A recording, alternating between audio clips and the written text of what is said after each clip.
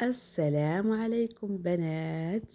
مرحبا بكم فيديو جديد مع البروتين البنات. بغيتكم البنات ما تنسوش لي هذا الفيديو بلي جيم، الله يعطيكم الستر لا عجبكم.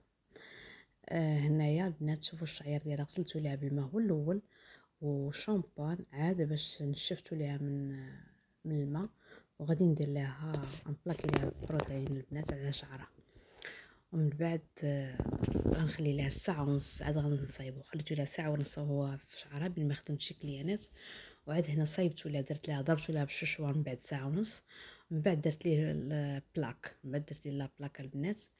من بعد البلاك غادي نمشي نغسلو لها، ضروري غنغسلو لها بالبرودوي ونشفو لها تاني بالشوشوار. وبقاو معايا ما تمشيو فين، واللي بغات شي حاجه مرحبا والف مرحبا. بالنسبه للتليفون ديالي راه غنكون حاطه، راه كان حاطه لكم مع الفيديوهات مع الفيديوهات اخرين، و واللي بغى شي حاجه مرحبا والف مرحبا. هادشي ما نقول لكم البنات. بغيتو الترطيبه، بغيتو بروتين، بغيتو ليماش، اللي بغيتو كاين عندي. تقطع تصايب اي حاجه البنات. هنا البنات غسلتو ليها ونشفتو ليها بشوشوار، هبطتو لها غير شويه بالبروسه والله العظيم البنات وخرج لها زوين بزاف. واللي بغات شي حاجه كما قلت لكم مرحبا والف مرحبا. هانتوما كتشوفوا الخدمه كيفاش دايره.